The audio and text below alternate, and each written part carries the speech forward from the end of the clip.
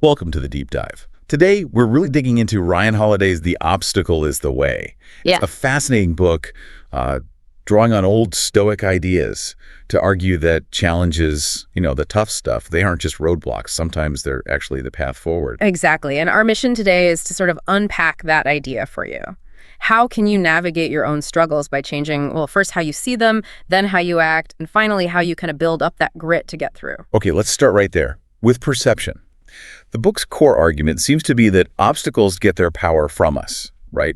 From how we interpret them. That's the key insight. It hinges on this difference between what Holiday calls the observing eye and the perceiving eye. The observing eye just sees the facts. This happened, plain and simple. Okay. But the perceiving eye, that's where we layer on our emotions, our judgments. This is terrible, or this isn't fair.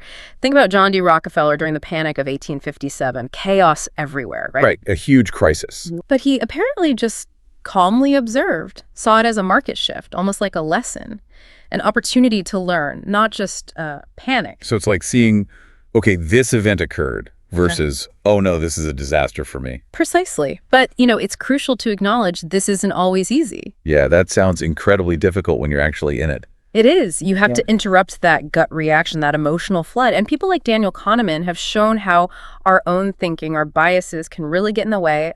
Plus, we can't ignore real-world factors, societal barriers, mental health challenges, things Angela Duckworth and Carol Dweck explore. They can make it genuinely harder to just perceive a challenge positively. That's a really important point. It's not about toxic positivity. No, not at all. It's about finding objectivity where you can, finding that kernel of fact or maybe even potential inside the difficulty. Okay, so once you've maybe adjusted your perception, the next step is action.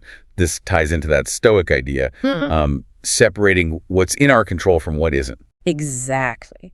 Ta'uk aphimen, as they called it. Basically, knowing the difference between your choices, your attitude, your emotions, the stuff you can influence, and external events, which you often can't. And the book gives Reuben Hurricane Carter as an example. Yeah, a really powerful one, wrongfully convicted, facing a life sentence.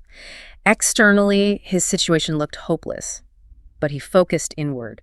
He refused to let bitterness consume him that was outside his control, in a way. Instead, he controlled what he could. His mind, his legal fight, his self-improvement, that became his freedom, even in prison. So for us, the takeaway is, don't just sit there. The book says something like, think with your stick forward. Right, always lean into action. Passivity just lets things fester or get worse. But does that mean just charging ahead constantly? What about patience?